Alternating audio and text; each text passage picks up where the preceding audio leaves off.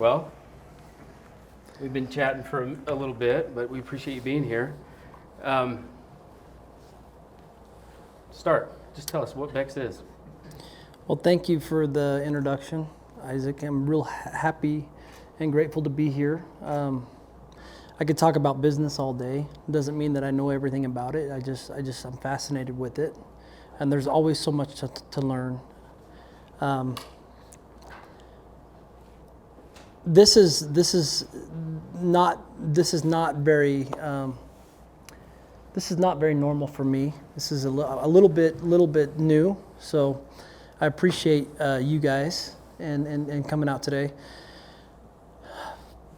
Like Isaac said, my father was a third generation rancher, cowboy, redneck. That's what I am, fourth generation.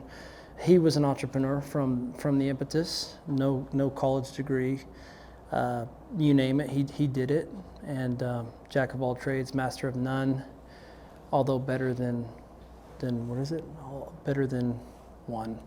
But I'm here to just discuss, and that's the path I took, and I'll tell you in the end if it was worth it or not. So tell us what year did you start BEX, and just how that idea came about, how old you were, and just how it all started. Yeah, so I started BEX in 2009, but BEX is an ultra lightweight polarized sunglass company. We compete with Maui Jim, Ray-Ban, Oakley. We take a lot of pride in the fact that we are one of the last standing companies that aren't owned by the Italians. It's a huge industry. It's a very intimidating industry, to say the least. I don't think a lot about that. I don't think you can as an entrepreneur. We talked a little bit about it before when we were eating dinner. As an entrepreneur, you get to that mindset where, you're Cortez. You're landing on shore, and instead of anchor the boats, you burn them. You're like, we're not going back. We're going 100%, 100 miles an hour. We're doing this, and so that's the position we took on it. I was 24 years old. Had recently retired from being a professional rodeo cowboy.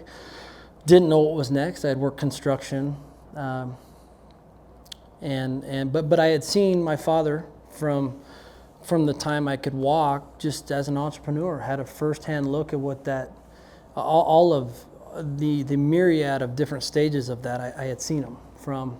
He was one of the. I'm very proud of my father, and he passed away in 2011. So you'll hear me allude to a lot of the things that he did, not because we haven't taken our own path. We absolutely have. That's been really important to me on a personal level, to be able to do it as much on our own as we could, so that we didn't skip any of those really imperative stages that taught you the hard lessons that you could really learn from. But he was one of the top 100 landowners in the United States. He owned a construction business. Him and my mom started in 1979 in Las Vegas. He was a cowboy, through it all. He was just an old cowboy, and I loved it. And so I watched everything. I watched the whole process fold out from start to finish, every aspect of it, from him coming home once a quarter with some type of legal action being taken against him, and how that would play out, and buying a $110,000 ranch in New Mexico when we lived in Las Vegas, to you name it. I mean, I had seen the whole process. Mm-hmm. So it was cool. So by the time BEX came around, the one thing I learned earlier on, I learned a lot from working construction. Underground utility was the family business. Spent a lot of time in the ditch from the time I was about 15 till I was about 22, 3, mostly the summers, and when we had a little time off school, because we were rodeoing and doing things like that, playing sports. But the one thing I learned more than anything is that I didn't want to be in the ditch forever. That was the one thing I learned. And so when it came time to take all of that knowledge and use it, I picked a consumer product. And I've always loved consumer product. I've been fascinated with the Nikes of the world and the Oakleys and how things are made. And so I thought maybe we would take a run at it, and yeah, So here we are. I guarantee you that nobody in this room has ever thought, yeah, I might create a new sunglass brand, you know? Don't do it. Yeah. I mean, that's occupied by some of the big names that you mentioned before, but why did you decide to go with sunglasses? Yeah. So in professional rodeo, first of all, I thought there was opportunity for the little guy, and maybe this will be to my detriment one day. But when I set out on this journey, it wasn't to make $1 billion. It was to put enough food on the table for my family, and still today it is. I keep it that simple.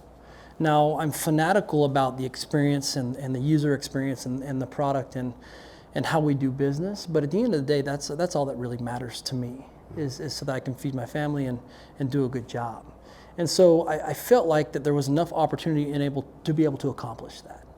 And in approaching it that way, again, I'm a redneck. So it slowed it down enough to say, okay, well, if we do that and we do a good enough job at it, then the other things will just come naturally. We're a good business. We have a great product. We're honest in all of our dealings. We don't have to. My memory is terrible. It's absolutely terrible. We went to school together. You remember me? Not much has changed. Yeah, my memory is not good. I wasn't a great scholar, and so I've long had this personal. I don't lie, and the reason is very simple. Is because if I start lying, no matter how hard the news is to deliver to someone, I will never be able to remember whether I told the truth or not. So it's pretty simple, right? Yeah. Just be honest. Just that was what it was for me, is to be able to have a product and be honest about it and just do things right. And even when we make mistakes, I'll fess up. Hey, you owe me kind of a hard discussion, and I'm going to take it because we made a mistake. It's on us. So, let's try and get to the root of it and see what we can do to rectify it. So you're in the professional rodeo world, and you see that there's room for the little guy, and then you start building sunglasses and selling them. How does that happen? I mean, if I just start selling something off a tailgate, it doesn't grow into a $1 million brand. And so tell us more about like how you made that happen. We did sell them off the tailgate. Cool. Real quick before I forget about that. I didn't know that. We did that. And again, for me, it was a really humbling, embarrassing, all of the different emotions you can think of, because I'd never had my father. I never was really in that position. He was successful, and he tried to give us the same type of childhood that anybody would, with all the different facets of making something from nothing. But at the same time, to go sit in the back of a truck and sell product that we had purchased and ordered without really a plan in action, I still had to get rid of it because there was no way to get to that next level. Because again, he was the type of guy that, hey, Jason, you want new shoes? Yeah, I could go buy you several new shoes, but why don't you sell the ones you have or use them or get holes in them before we buy new ones? So that was my thought of that. So we took off and designed. I was designing product in those days, and in that industry, the Maui gyms and the Ray-Bans and everything that you see today were really prevalent. And I remember specifically a moment, I was in Sheridan, Wyoming, and I was with some friends, and they had bought a brand new pair of Ray-Bans, and $250 or something. And they go out that night to the saloon or whatever, and he breaks them. Next day, we're pulling out of town, we're all rodeoing together, and he's like, hey, I need you to stop at this store again, a sporting goods store. I need to grab another pair of Ray-Bans. My buddy flicked them off my hat last night and smashed them. I'm thinking, man, $500. If I could create a cool enough product, that'd be my $500. And so that's kind of where the sunglasses itself started to, that path took hold. Yeah. So when you first started, there's a lot of different moving parts. I mean, manufacturing, you've got to get everything's set up as an entity. Did you start with one? Did you start with two different, models? Or just tell us the story of how you developed and where it is today. So we had the same problem back then, I would say we have today, is I started with like 10 different models, right? Didn't really have, we skipped a lot of those normal stages, but it wasn't a normal situation. I didn't have any background, no business school experience. Everything was more or less learned the hard way. My father, I remember telling him one day, I said, I want to start the sunglass company. And he was still alive at the time, and he said, okay, why? And I said, well, I just think that there's some opportunity here. And he puts his arm on my shoulder. I'll never forget it. And he says, well, I don't know anything about that, and I don't know anybody who knows anything about it, so good luck. I just hope you stick with it, after 6 months. And that was the end of it. And so when I ordered this product, there was really no guidance. We had talked about it a little bit in the other room, and so I designed up like 10 different frames, and by the time they got here, again, bought them. 7 of them were no good. Threw those in the trash. That was really hard. 3 of them were pretty good, I thought. 1 of them sold enough for us to get to that next level. And still to this day, the way that I look at it, we design everything's from the ground up. We have industrial designers that are on our staff that are some of the best in the world, and we'll design 20 to get to 2 that are really good, that are gonna make it the distance, and that's just part of it. So you mentioned you had to throw 7 of these new models away. You're just starting. But would you say that's a failure in some sort or another? Yeah, but you'll get used to that. You'll get used to a ton of failure, lots and lots and lots, and it's never ending. And in a lot of ways, it starts to become your friend. The key is to not get down about it, just to realize that everybody goes through that. And that's one of the things, and I don't know if we'll get a chance to touch on it or not, but I did something I wanted to discuss is that, I read a lot of audiobooks. I like the hard copy and the audiobooks, and everybody makes it seem like they got it all figured out and that failure is part of it sometimes. I disagree with that. I think it's a big part of a lot, like 90-10, a lot of failure, a little bit of success, just enough. It's like that great golf shot, right, to get you to the next one. Yeah. Tell us a little bit more about, where BEX is going. What's next for BEX? So I try and be really honest with myself in everything that I do and about where we're going. And we still have a lot of work to be done where we're at. So what that means is we make a really good product. And I used to tell people in the early days when it wasn't so good, but it was as good as I knew how to make it. And I was leaving no stone unturned. I was staying up. I almost can't talk too much about this phase because I'll probably get a little bit emotional, and that's never what you want to see. But there was a time mentally that it was dangerous. It was dark. It was that excruciating, which you wouldn't think that my path would be that way if you knew my family, but it was. And I was hoping my wife could join us tonight because she would be a lot better resource in this area. But there was about 2 years where I was so fanatical about getting to that next level, but we couldn't afford those designers that had worked for Oakley, that truly knew what they were doing.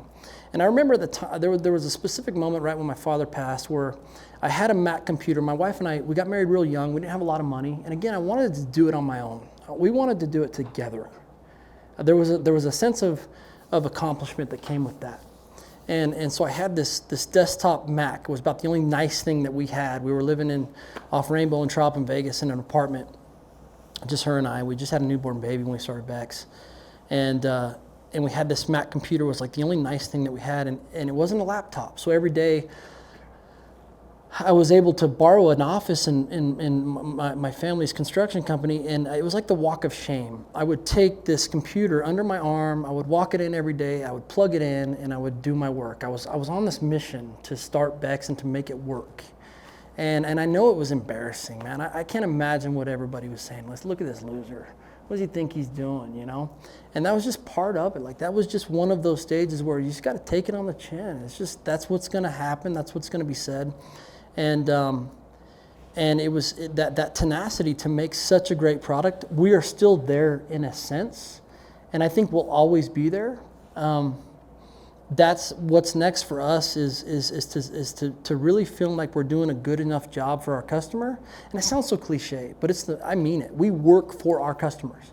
We talk about it at BEX all the time. There's 18 of us. And every meeting, hey guys, let's not forget who we work for. We work for the customer. Don't ever forget that. And remember that in every correspondence you have with them, every conversation, they are our boss. I'm not your boss, they are. Because as soon as we stop doing a great job for them, we stop getting paid. Like every 2 weeks, our check stops coming. Don't ever lose sight of that. And so what's next for BEX is we have a few markets that we want to attack, but we got a lot more work to do in this one to fulfill on that initial obligation to be the best product we can be and offer maximum value to the customer, our customer. And we know who that customer is. Yeah. So if you could go back and give your best advice to 24-year-old Jason starting BEX, what would it be?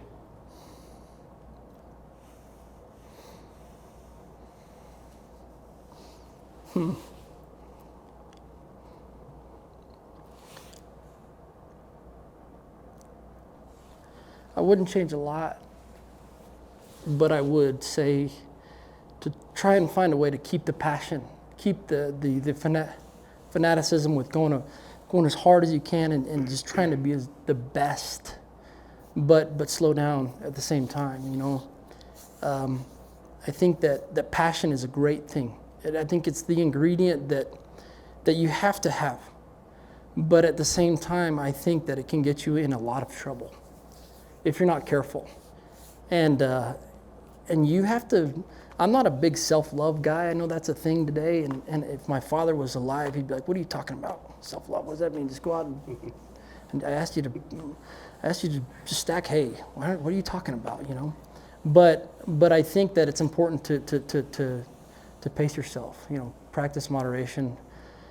Check in, find out what's going on. And I think there's times where if you slow down, you can take that one step back and get 2 or 3 steps forward. And I'm still trying to find that balance. But the passion, I think, is a key ingredient to help you get through those really hard times that undoubtedly, I believe, will come. They are going to come. If you start entrepreneurship, no matter at what level or what your end goal is, you're going to have some really difficult times. And that passion can help you punch through that, to help you keep going when you're having to visit the mailbox to make payroll. And we've been there.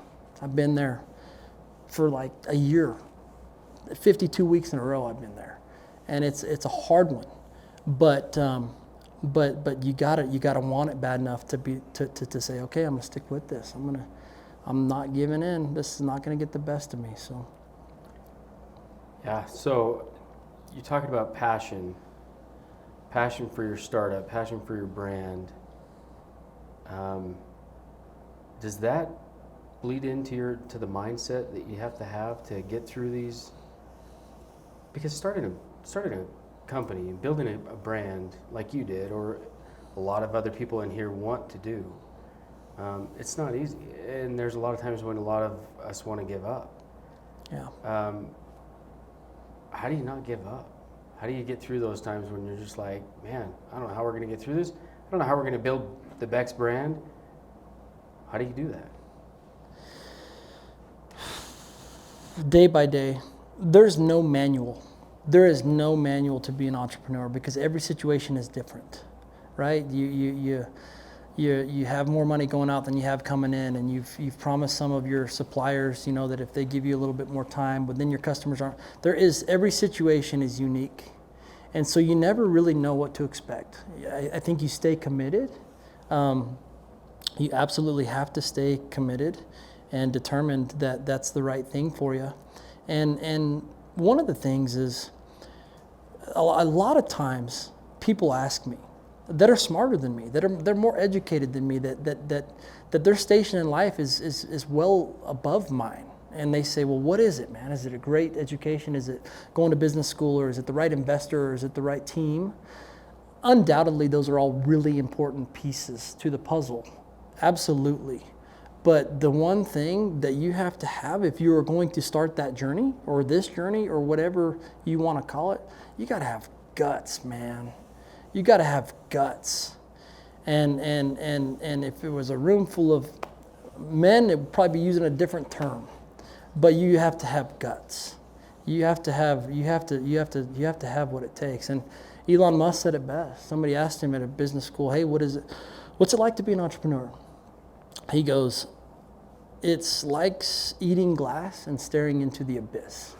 And it is. It really is. There's times there's not really I don't even know what you would call the emotion that you're feeling at the time. Strategy with starting, any business and corporation, anything that's growing, strategy has to be behind everything. Mentoring. Who did you go to for, mentors, and how did you get advice, and how would you suggest, these entrepreneurs do that? It's a great question.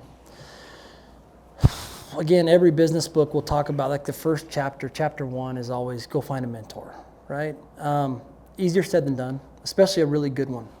Somebody that's going to part with the things that they have taken their entire life to gather. That knowledge, they don't want to part with that. Very simple. So how do you earn that respect? Mm-hmm. I was fortunate that I had a front row seat to one of the greatest entrepreneurs that I had ever known.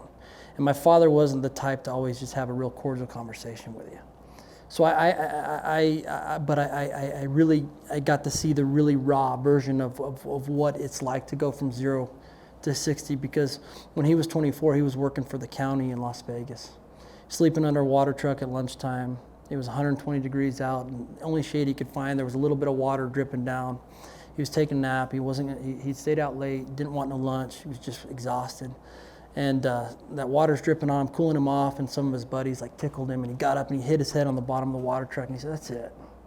I'm done. I'm not doing this anymore." And he started his journey. Started destitute. He rode bulls and bucking horses in the sport of rodeo, which you can buy that gear back then, probably $150. A good rope horse probably cost 10 grand.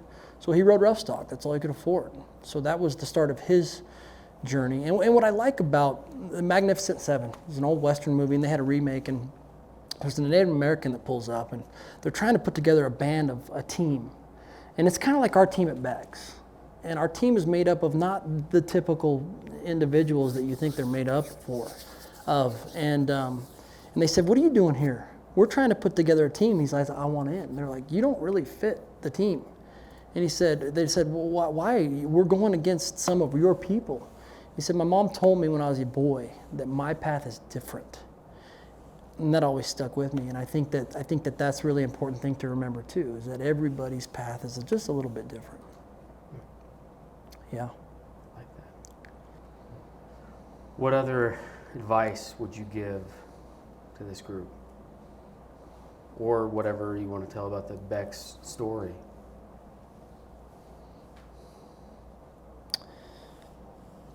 Another thing that I think is really, really, really often overlooked in entrepreneurship is how imperative and how important it is to have a great partner.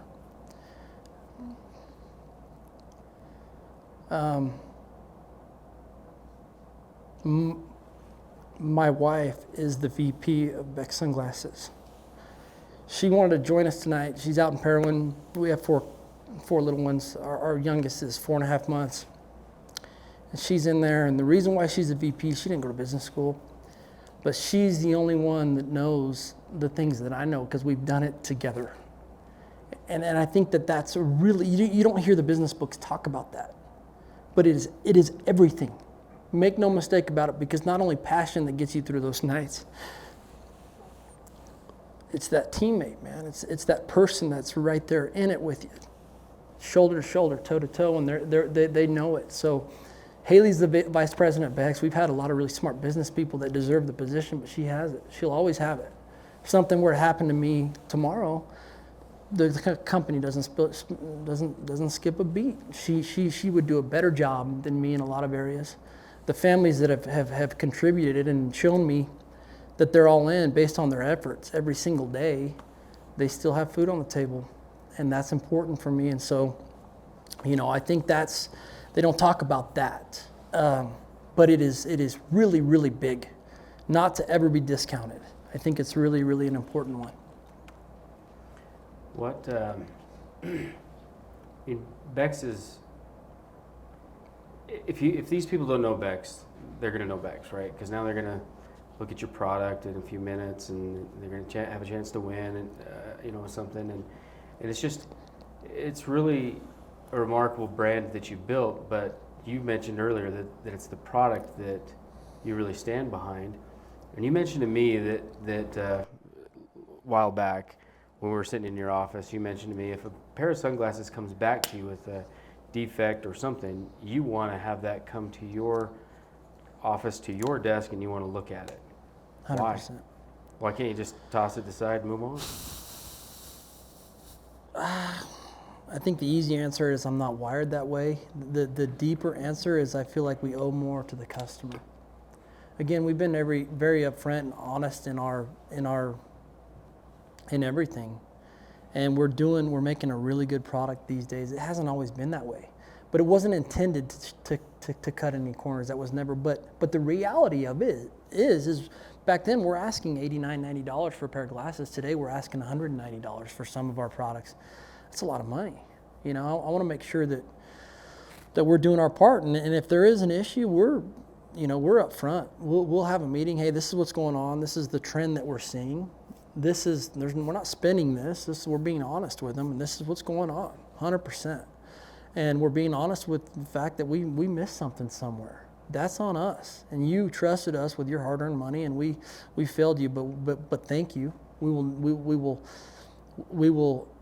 We're careful to say it will never happen again, because there's a lot of different variables that you're trying to manage when you're doing those things. But we will darn sure learn from it, take it to heart, discuss it, get to the root of the problem, and rectify it to the best of the situation, to the best of our ability. Does that philosophy kind of create loyalty customers? I think you'd have to ask them. Yeah. I hope so. I believe it does. I believe they appreciate the focus in which we have on that. But at the end of the day, the customer's always right, and they're going to have an opinion on that, and it's whatever their opinion is from their experience. And if we let them down, or if we didn't do a good job, they have every right to be disappointed. 100%. I would too. I'm a customer too. So. I like that. Well, appreciate all that you've said to us so far. We're not done yet. I want to open it up to our audience to be able to ask some questions, and I want to leave some good time, because I know that you'll have some good answers, and I could ask questions all day. But the bottom line is BEX was created off that idea that you had of just coming in as the little man and building that brand in the rodeo market. And BEX has done a tremendous job. You'll notice now when you walk around town that you'll see BEX hats on people all over the place. Way more than you'd ever think exist. Walmart last night, 2 BEX hats. So this community, loves BEX. And I think that now even more this community is going to love BEX. But I want to open it up to them and let them ask you questions. You all have a number, right? Except for the cohort, you guys can't get another bag. I'm sorry. So if you got a number and it gets called, doesn't mean anything. Okay, but we're gonna leave a little bit of time at the end. We'll do a drawing, and then we'll do some giveaways. All right? Sounds good. So you guys go ahead, ask away. I have a question. You kind of answered it a little bit, but you mentioned you know your customer. I'm just curious, who exactly is your customer, and how did you go about discovering who they are, really? Yeah. That is still a work in process. I don't want to discount I can never discount enough the need for great data, and we still don't utilize it to the best of our ability, but that's a big one. That's a big one in building that customer archetype. The way that I would go out and talk to them. I still do. If I'm at a store that carries BEX sunglasses, I'll walk up and I will ask questions, and the people that are with me, they're like, dude, come on, This is just weird. But I want to know.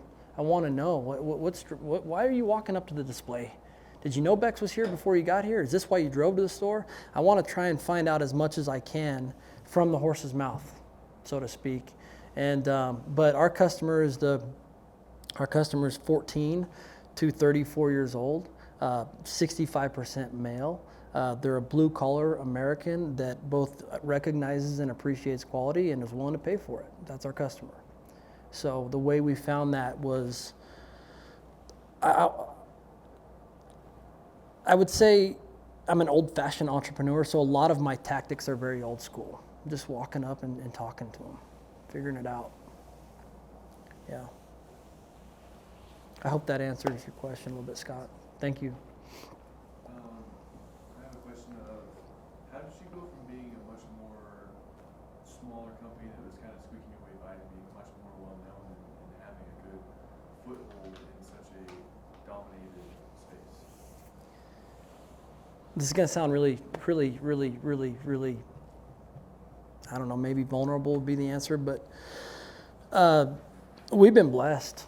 Step one, this is Heavenly Father at work in all of His glory, honestly. And I'm not one to be that way, but that's the truth. I remember we started BEX in 2009, and that's when we filed for the trademarks, the business license, all the things that, again, we had to kind of learn on our own.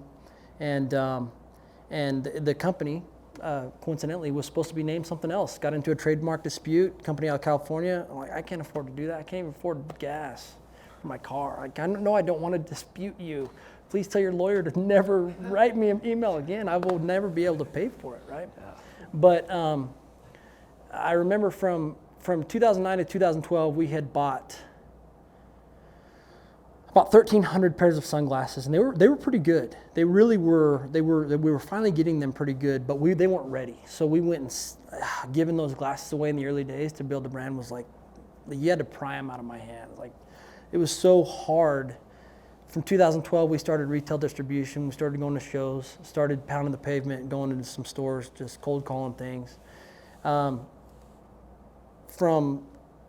2010 to 2015, even still sometimes today, I would hit my knees at night and I would say, Heavenly Father, if you will somehow put the thought into our customers that they know how hard we are trying to give them what they deserve, I promise I will fulfill on my end of the deal, which is giving them that. It won't happen today, it probably won't happen tomorrow, but I will never stop reaching to get to the level to where they will be grateful that they were patient with us. Help them be patient with us. And that was my mantra, man. Like I lived, like it was everything. And so there's a lot of credit to be there still to this day. Second is stay really lean. Stay as lean as you possibly can. And it is brutal, but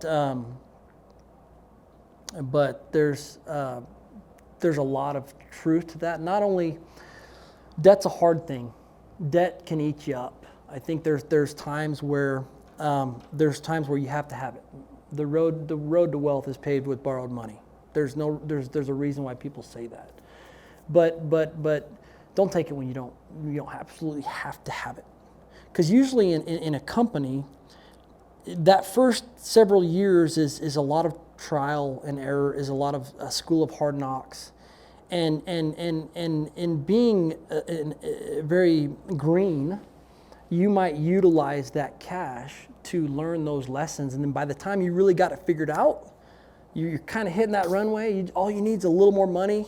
You might have just absolutely played all of those opportunities out. And so you're sitting there and you're like, but I got it now. We figured it out, man. We went through the samples. We dialed it in. We're there. We just need a little bit more. Well, a lot of those companies, or a lot of those venture capital, or a lot of those banks, they loan you money to make money, and sometimes if it's not there on your financials, it's not there. And so just to stay lean. There's also a lot that comes with. There's a lot of things that you learn by having to stay lean. You don't know what you're capable of until you have to be creative about how you can pay your employees or about how you can make a product without cutting corners, but at the same time, you have to make it all work. You will, and I think that's where, and again, I get so upset at myself for being very vulnerable with you, and I'm sorry about that. But I think that's what led to that 2 years, is I was constantly trying to beat the Oakleys. Luxottica did 21 billion last year in revenue, and I want to be them. I want our product quality to be that good. I want our R&D to be that good. I want our sales presentation. I want our everything to be that good, and we have $150 in the bank, right? It's that pressure that you put on yourself to, but there's some good that comes with that. That's how diamonds are made. And so there's a book called The Power of Broke by Damon John, big Shark Tank guy. He started FUBU. It's a great book because it basically, he does a really good job of explaining what I'm talking about, is that when you're broke and you don't have, it's not even an option to go get that money, you will find some really cool ways to do things and still get the job done better, if not every bit as good. So, but it's not the first thing you want to think, because I think we all kind of want the path of least resistance. Even if we don't think we do, we're still human. And humans by nature are imperfect, right? So, yeah. Just a question from an average consumer. I'm familiar with Oakley. I actually have some humps and some blenders. I know those are maybe tier 2 versus that. What makes your glasses superior? Or what quality things are the most important to you that, hey, BEX is going to have these things because I think it makes a superior product? That's a loaded question. A tough one, but a good one. And I hope I can answer it in a way that will suffice. And there's a lot of great eyewear factories out there. And they're different levels, right? They started with a very concerted effort or concerted focus blenders you mentioned. They did a really good job. They were acquired by Safilo 2-3 years ago. And they had a very small target and they nailed it. They all make great product. BEX makes great product. The technical jargon, there's an A/B value rating scale that these brands use. We don't ever talk a lot about our technology. Not enough. Again, maybe that's where the redneck comes. I mean, let's just go sell it. Let's not get everybody bogged down in all the details. I feel like that's what everybody else does. Let's just go show up to them, walk them through it. If they like it, let's let them make that decision. Let's not sell too hard. But this AB value, this AB rating, Maui Jim is the best in clarity, optical clarity. They are the best at 52. Oakley is one of the worst at 33, and they're able to get away with it because they're Oakley, and Oakley is amazing. If not for Jim Gennard at Oakley and what he was able to accomplish before he sold the company, we wouldn't be what we are. I study him. A lot of the things that he did, I studied that meticulously to learn that there's a lot of great stuff there, but they're Oakley. They're Oakley. Their margins are unbelievable, and they do a great job. They do a great job with their story. They are very, very, very tightly in touch with their customer, and they make a great product. Their innovation is off the charts. You will never hear me say anything bad about Oakley or anybody else that's doing a really, really good job. And I'm thankful for that because it pushes us to do a better job. If we want that customer, we better work for it. And we better do our end of the deal. BEX is at 51. Maui Jim's at 52. BEX is at 51. Oakley's at 33. Blenders is probably in the 20s. They're such a different class than we are. Doesn't mean they haven't been successful. They sold to Safilo for $22 million. It's a very successful company. I remember being at some of the shows with or meeting the Chase, the owner, the founder, and trying to learn from what he did and what he accomplished. It's been a great story. But their goals were a little bit different. We've always been really, if there's a material out there that's the best, even if I have to pay more money for it, I want it. I want it because then I can lay down at night. I can lay my pillow down at night. It's very simple for me. Hey, have we done everything we can to do a good job for our customer? Okay, I can go to sleep now. I'm good. I feel good with that. But if there's something out there that we're not doing, why? Why are we not doing it? And how? And so in the earliest days of BEX, we use a nylon polarized lens. We call it NIPO. Nylon polarized is expensive, especially when you're starting out. It's really an expensive material. But we have a lot of rimless styles because we're lightweight.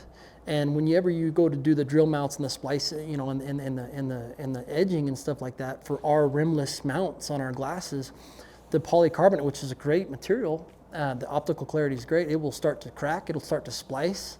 It's just not as durable long term. And so even back then when we couldn't afford it, hey, here's nylon. It's going to be way better but it's this much more. It was a no-brainer. That's what we want.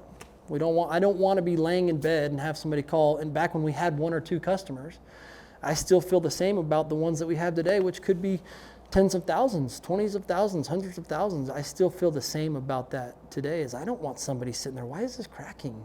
If we could have prevented it with just going all in. So, but there's a lot of them out there that do a really, really, really good job. You know, yeah.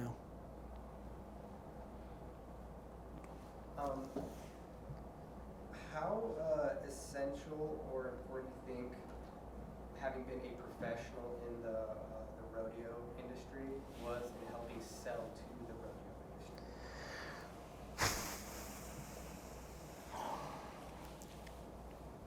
I do think it was very important. A lot of the contacts I had in the early days were from peers of mine and just, you know, endorsements that I had along the way, Wrangler or some of these that could put me in touch with different sales reps.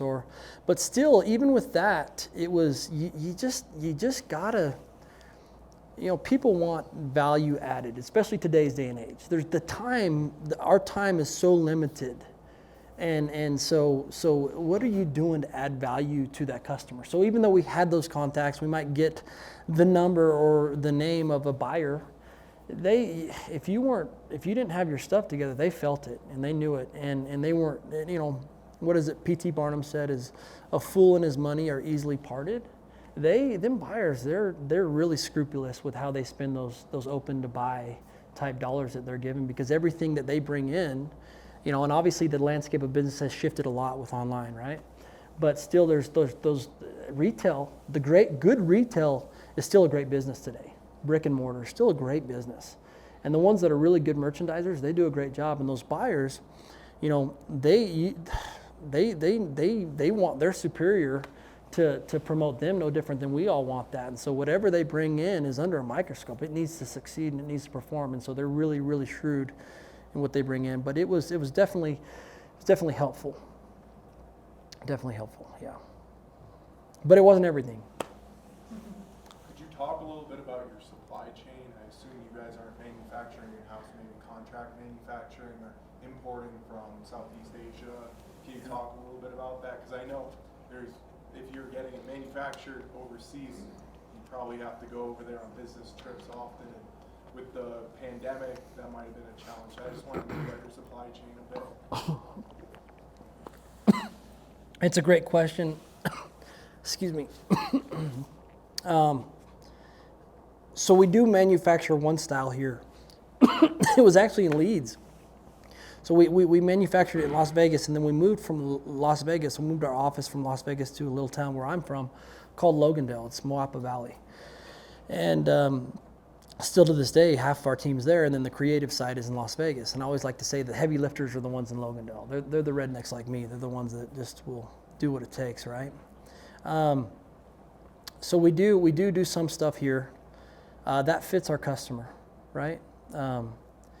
It's no frills. It's a great lens. It's all of the same things. It's the same, the way that we approach it. We actually started it. The reason why we started manufacturing in Las Vegas before we moved out to Logandale was we had an SOP that instructed every single BEX team member to assemble 60 pairs of BEX sunglasses every week. And the reason why is that was how they would really come to know and believe in our product. If they're the ones putting them together, if they're the ones assembling, they know if they're junk or not. And that way when they got on the phone, if they're trying to sell it to somebody, or if a customer calls and says, these are junk, they would be like, you know what, I'm sorry you had a bad experience, but they're not junk. And I've been putting 60 of these things together. I'm gonna tell you right now, they're good. And it's driving me nuts, but they are really good. And so that was the reason why we started doing it, and it just kind of morphed into this to this. I love the idea of doing one here. It's really, really cool. We do a lot of overseas stuff. That was a question. That was a thing we had talked about in the room over there. The way that had originated is I flew to China on a one-way ticket. I took my mom. First time I went to China, we had a one-way ticket. I took my mother with me. It was 2 weeks after my father passed, and I knew the only way to really give this thing a go. Again, we got to the shores, and I'm like burning the boats. I'm giving this thing. Dad would want me to really give it my all, so that's what we're doing. I took her to get her mind off what was going on, the grief. China probably wasn't the best place to take her in retrospect, but we went out there and we just started knocking doors, pounding the pavement. Every time I would go into a factory and I would learn, I was also looking at the machinery and the equipment. I was keeping notes, like, oh, that's what this one's called. And then over the next, 7, 8 years, I would look on eBay, I'd look on Craigslist, I would look anywhere I could. I would look the classifieds, and if I came across one of these machine names, I'm like, I gotta have it. It might be 1970 machine. So little by little, our manufacturing facility was the island of misfit toys that I had taken my notebook, and I'm like, okay, I'm gonna buy that, I'm gonna buy that, I'm gonna buy that. And so we started manufacturing here, but it was really good. First of all, if it's a physical product, it all depends. I love the idea of U.S. manufacturing. Depending on the product or what you're trying to accomplish, more times than not, I will be very transparent and honest, it's a terrible business move. It's just that simple. So, our supply chain is, again, consumer products are really, really a tough one. That's the hardest thing about this type of business is you either have too much, which is cash. To me, it's bundles of cash. Our team might see boxes, I see cash sitting on a shelf, or you don't have enough to capitalize on an opportunity. A big chain, it could be Best Buy. Your product is in the tech industry. They're like, hey, we've got your name, or we've seen the 733 emails you've sent us. Finally, we're going to see what you're all about. When can you ship, and how many of these do you have? We want to try one. And you're like, oh, man, we're almost there. They're like, oh, sorry. That window closes, right? And you might not get another opportunity at that. So that's kind of always the challenge in consumer product is supply chain. And we have a couple really good ladies in the office that are awesome. And they're both mothers. There's like a huge untapped resource in mothers that have kids at home that just want to get out, that have a lot of talent and have a lot to offer, and we seek those out. We're in Moapa Valley, right? It's a small place, but there's a lot of, and they're both awesome. One of them actually graduated from SEU, an accounting degree, and she's our supply chain manager, and she's amazing. And she looks at those algorithms, and again, it's a tough one. You always either have way too much or you never have enough. And I don't know that anybody has that as a perfect science, especially when the pandemic comes around. It really exploits those deficiencies that you might have as a company. But nobody, not myself or anybody else, I believe, has that down to a science. I think we've got time for one more question.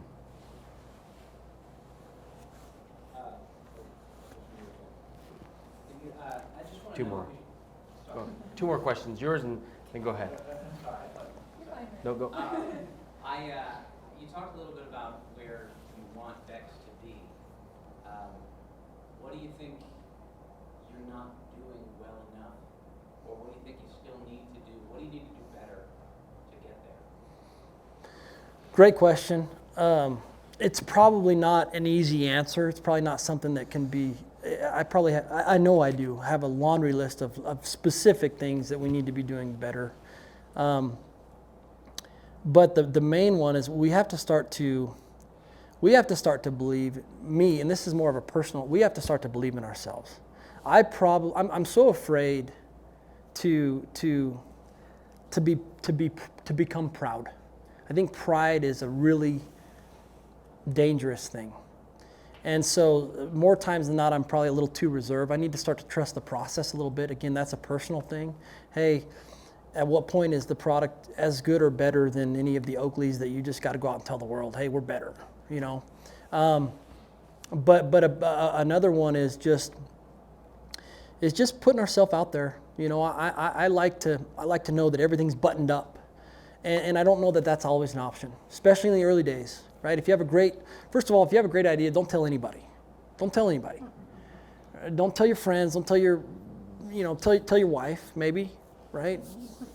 But don't tell anybody. Just go do it first, or at least do a lot of the IP and stuff like that, and then go tell somebody if you want. But even at that rate, I think the world is full of people that will tell you until they're blue in the face, and you're like, okay, well, where is it? Just go do it. Just go put your shoulder to the wheel and just go do it. Sometimes we probably are our own worst enemy at BEX in terms of thinking broader and just opening those floodgates and being like, it's ready.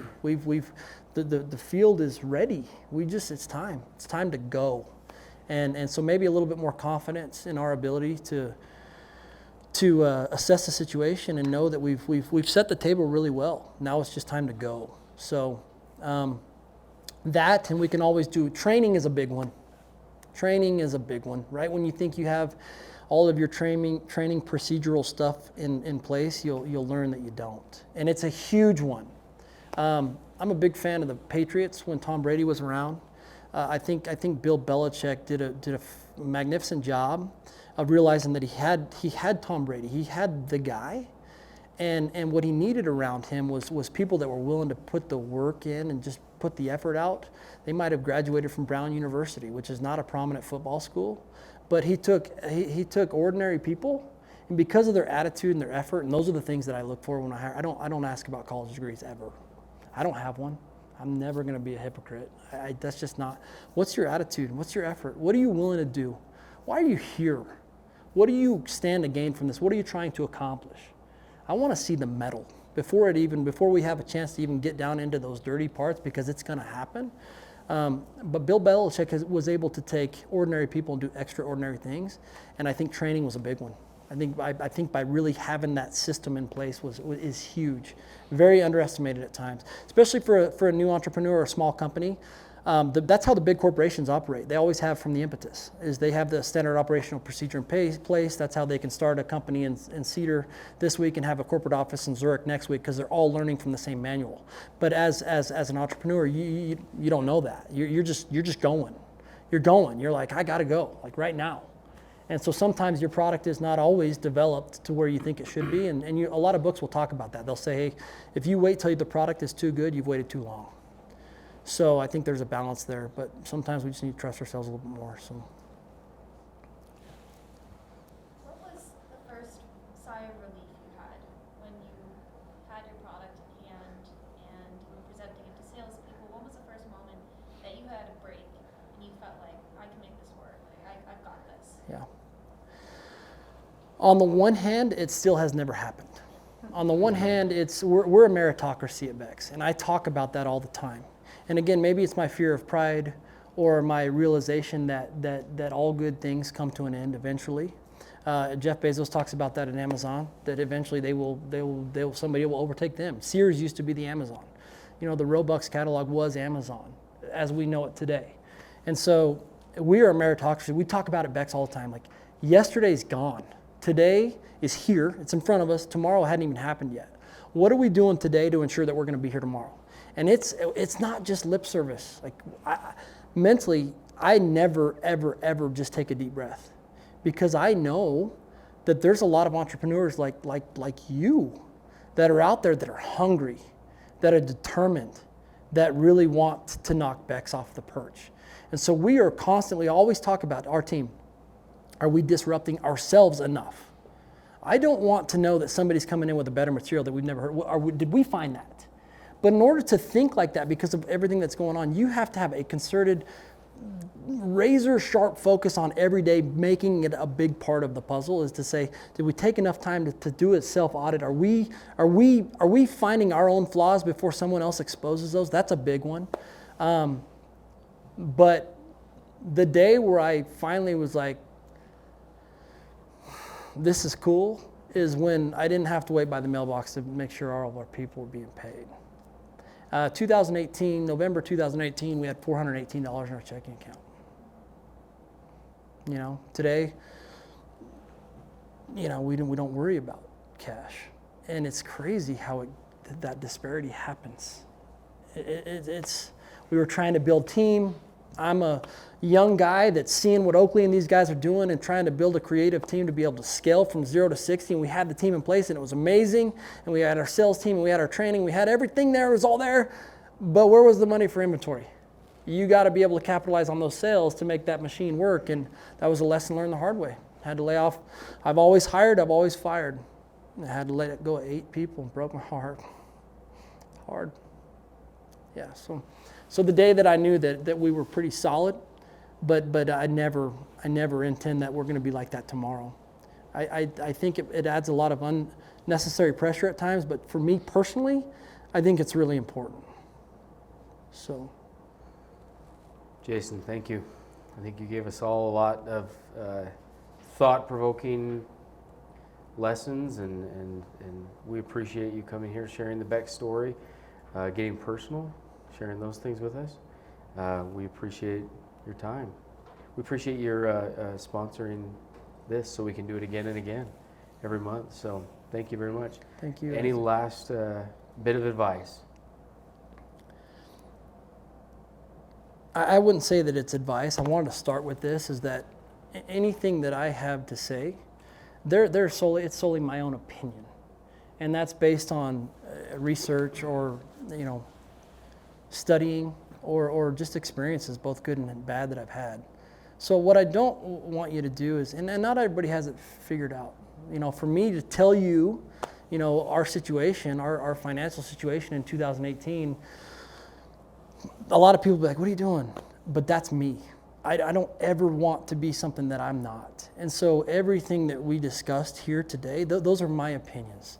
If there's something in there that helps, that you can take and learn from, or that might assist you in some way, shape, or form, awesome. I'm grateful to be able to offer that. But if there's something that doesn't, just let it go in one ear and out the other. I certainly won't take it personal. That's kind of the journey. But at the same time, I think a lot of these books and stuff that we read, they make it seem like, one more thing, is they also make it seem like you got to spend all the time in the office and you got to work all night, every night. I do think that's important. But I also think Tim Ferriss is doing amazing with his 4-Hour Workweek books as an author. And I don't think he's spending all night, every night in the office. I think, so again, you got to take the things that matter, that help. Go spend that time with your family. That's where I think that you should be spending your time and finding that balance. Because you don't want, we work from 8 o'clock to 3:30 at BEX.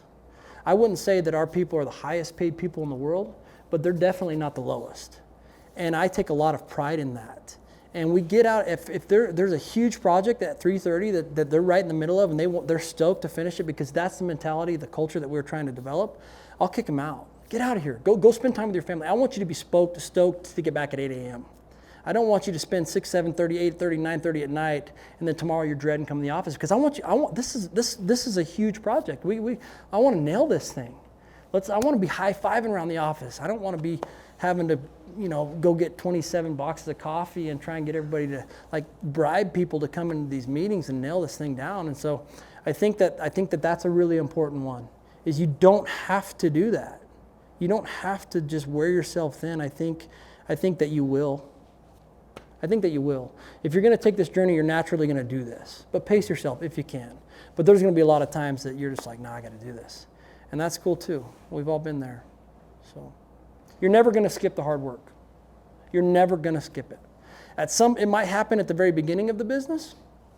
It might happen somewhere in the middle, or it might happen at the end. But you're never going to be able to skip over that step of where it's really hard, down and dirty, roll up your sleeves work, whether that's digitally, physically, mentally, emotionally. You're going to go in. You're going to go through that you're not going to skip it. Especially if you want to be the type of company that you intend to be. You're going to have to pay those dues. So, thank you. Jason, we appreciate it.